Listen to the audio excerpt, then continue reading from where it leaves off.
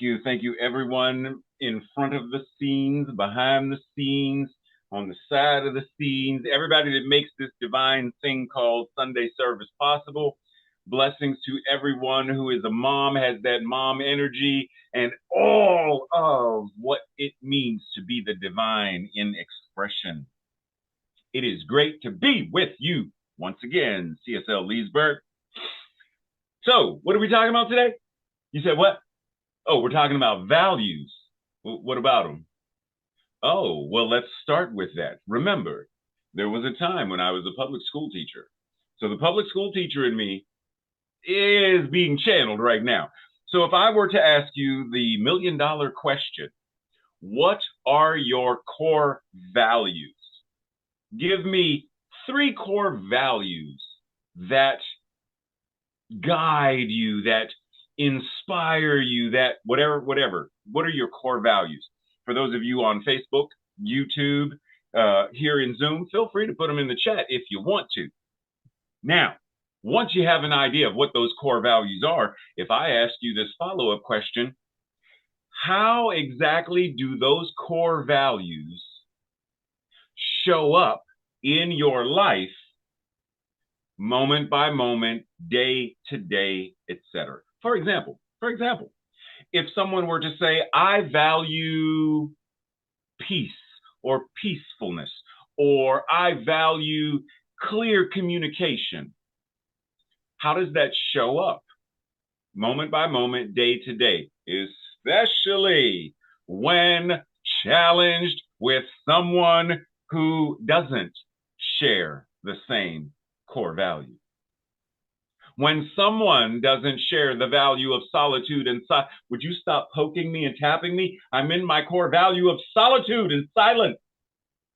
Oh, like what do? How do we, no matter what is going on around us, still stay aligned with the core values that we choose to live by? There's no way we can move from, now I know the monthly theme is moving from good to great to grand. But what if you're not even at good yet? What if you're still at meh, so-so? Okay, how do we get from meh, so-so to good? Oh, wait, let's go even further, because some of us, we know that there are some people right now on this planet who aren't even so-so.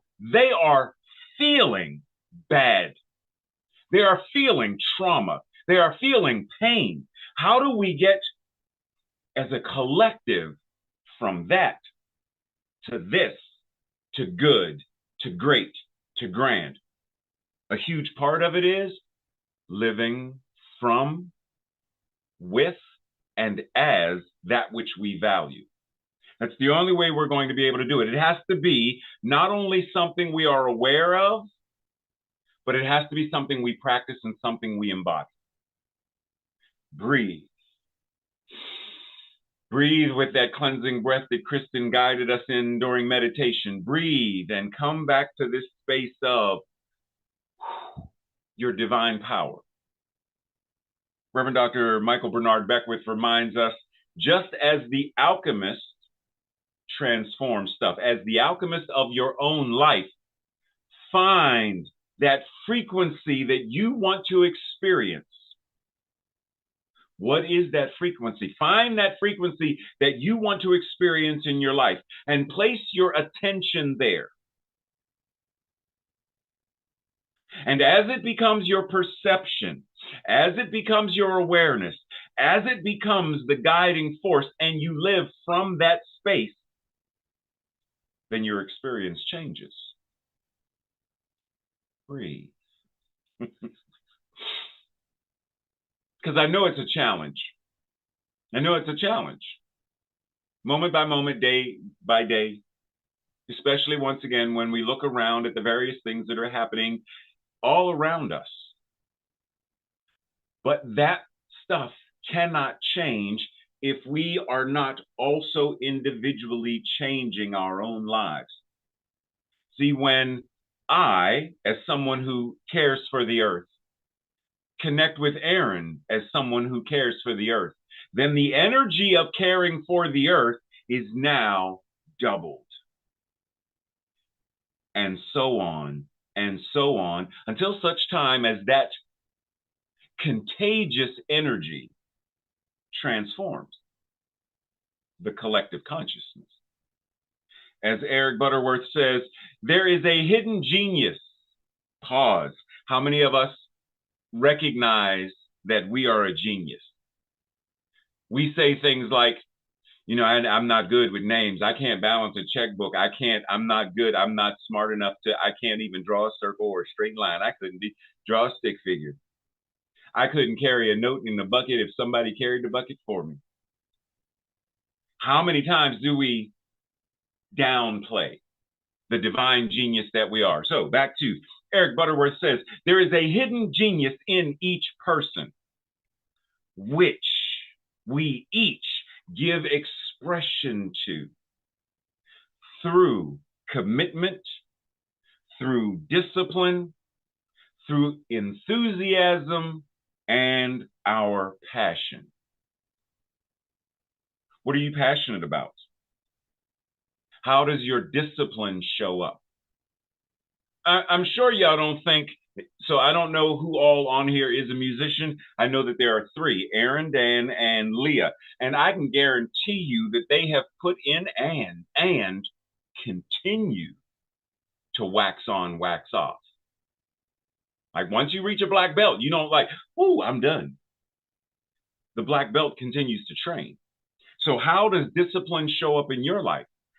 The pillars that we went over at the beginning of service. How are we practicing them? Because the whole idea of a pillar is it supports and holds up the life that we are living. How does our commitment and our conviction and our enthusiasm and our passion show up? How is our genius, that divine genius? There is only one mind, and that mind is God, and that mind knows all. That mind is infinitely creative. That mind, fill in the blank, and that mind is your mind now. There is no way that you could not be considered a genius. Now, we may not know what that genius specifically is in expression, but it doesn't mean it's not there. So how are your core values aligned with and showing up in, through, and as your divine genius? Not all of us are meant to be Einstein. Einstein is Einstein. Michelangelo is Michelangelo. Leah is Leah. That which is God has incarnated itself, individualized itself in, through, and as each of these magnificent beings. And what it does, there is only one life, and that life is God. And how that life shows up in, through, and as each of them is how it shows up in, through, and as each and every one of us. So rather than, oh, I wish I could play the guitar like Dan. Well, if you want to learn how to play the guitar, ask Dan to teach you. But don't try to be Dan. Be you.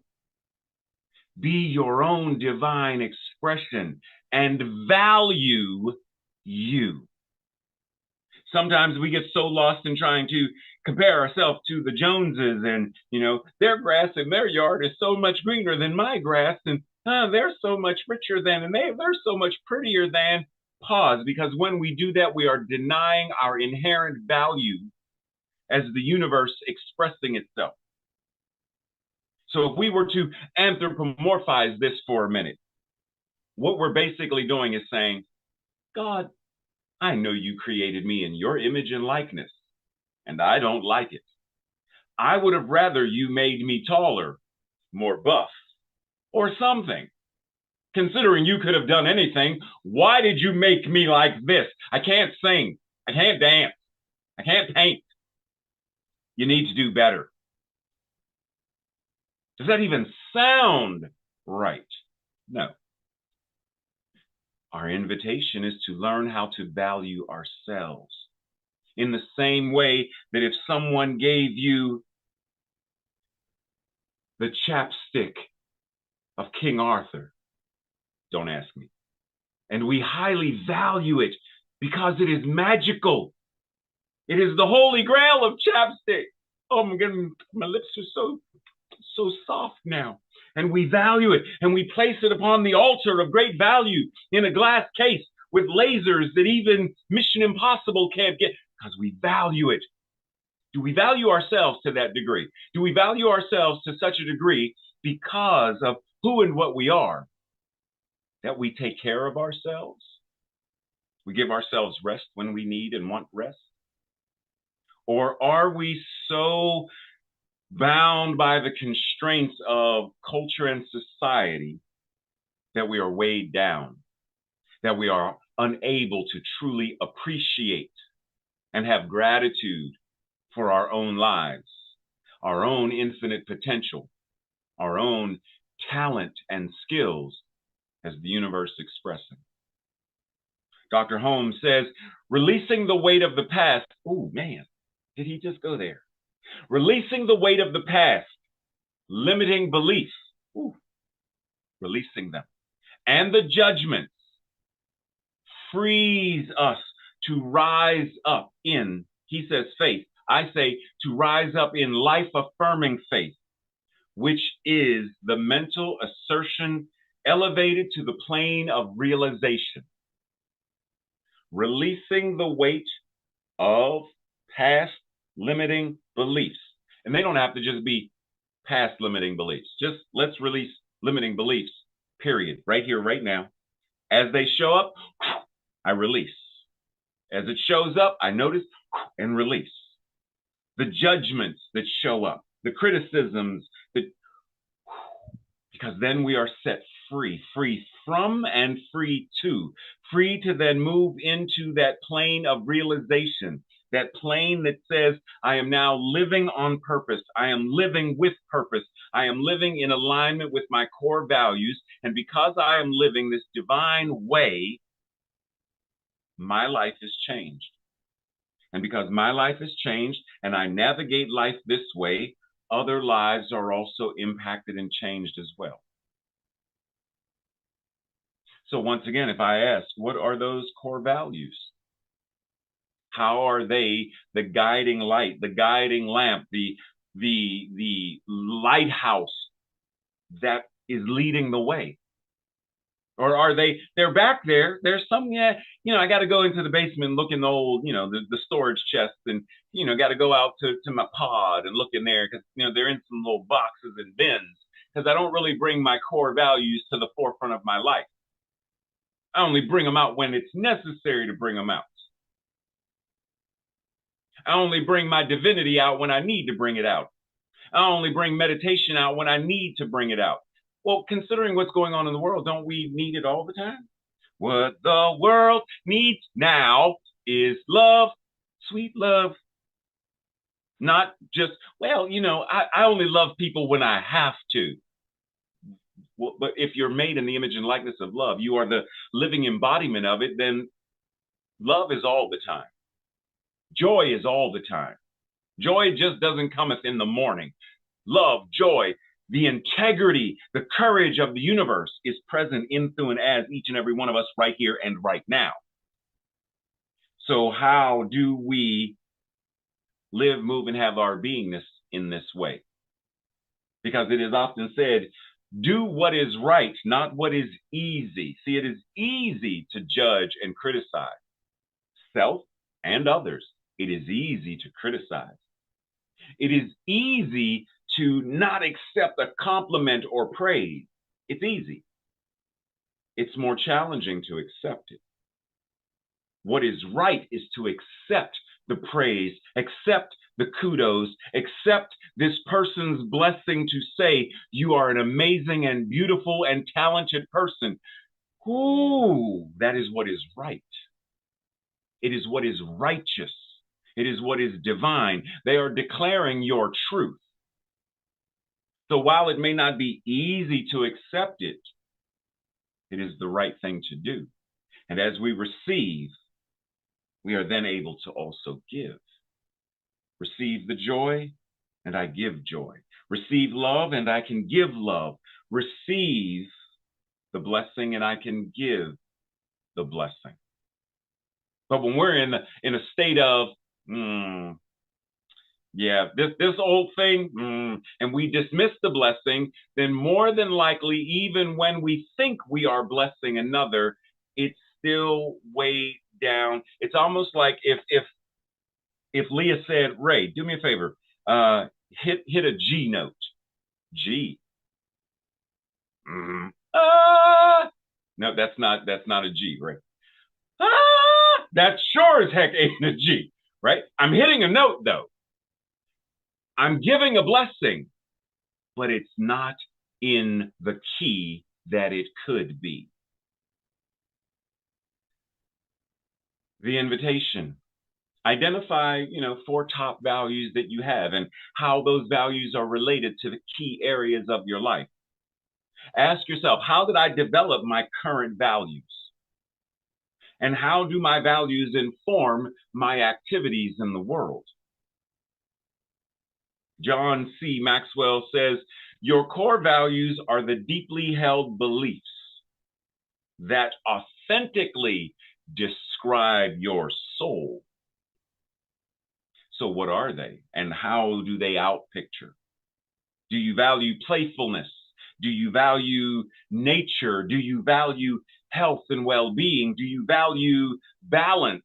Do you value freedom, commitment, collaboration, imagination? Do you value these things? Are they core values? How do they show up? How are they invited to show up? Breathe. Because I know I'm throwing a lot at you. I know. I only got a certain number of minutes to sing my song. This is not an opera. Okay, so in looking at your values, identify where and how your life might be aligned in both non-life affirming ways and life affirming ways. See, for example, love in a life affirming way is caring and supportive. It is without conditions. But love, per the Greeks, love that is non-life affirming shows up as mania, right? Shows up as obsession, which we know outpictures as jealousy. And we know what jealousy can do.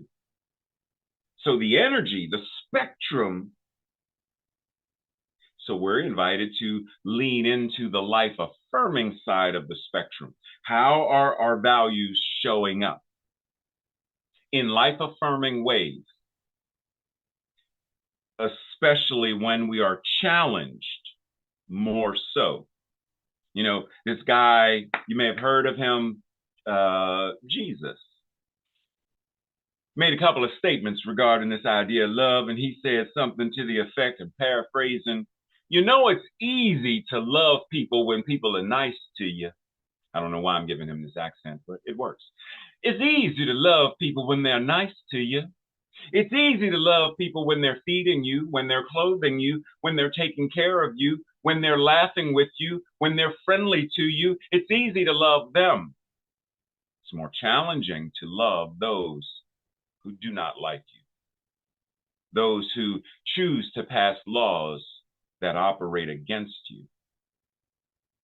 It's easier to love when you have support. It's not so easy when they want to erode the very foundation of your life. But love nonetheless, not simply because it's easy, but because it's right. As Reverend Dr. Martin Luther King Jr. would say, the time to do what is right is always now. So, there's this book that we in CSL typically refer to, the Science of Mind textbook. So do we realize that the Science of Mind textbook and the teaching itself are meant to be a living document? This is why we talk about, I say open at the bottom as well, but this is why we talk about and we are encouraged to be open at the top and open at the bottom. We are called to be the space and the energy of this cosmic goodness and greatness and grandness We are called to be it, not just in our mind space and think let us pontificate about what it means. We are meant to embody it, to navigate life as. It's not a coat we put on and off. We don't put our divinity on and off. It's always there because God is always there. As Meister Eckhart said, between me and God, there is no between. There is only that which is God. So the textbook offers us, the teaching offers us this way of being the space and the energy of the infinite, global, measureless, inclusive, universal wonderment of life itself. And this call is also found in how we push the boundaries of the status quo, how we love and care, how we show life-affirming faith when it's not easy, but it's right, how we shift the collective consciousness. Breathe. Because that's our invitation. If we want to truly live a life led by values, we must know what the values are. We must allow ourselves to be led by those values, to be led by peacefulness, to be led by nature consciousness, to be led by our divinity, to be led by principle, not precedent.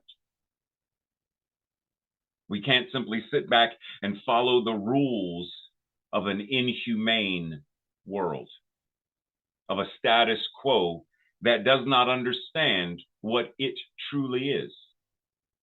But when we break the mold of the collective consciousness by doing our individual work, and then when two and more are gathered in the name and the nature of this infinite goodness, greatness, and grandness, because there is only one mind, what happens in any individualized expression of the one mind is happening in the absolute of the one mind, which means on some level, on some degree, it is happening in every mind. So never think that the work you do when you meditate isn't affecting the planet. Never think that when you recycle, it is not affecting the planet. Never allow yourself to go to that place of, it's just me. There's nothing that you are the infinite expression of the divine and are far more powerful than you understand, far more powerful than you give yourself credit to be. And yet you are that which God is in expression. Between you and God, there is no between. Value that oneness. Value that unity. Value that harmonious divinity that is breathing itself as you. And love yourself through it all. Namaste.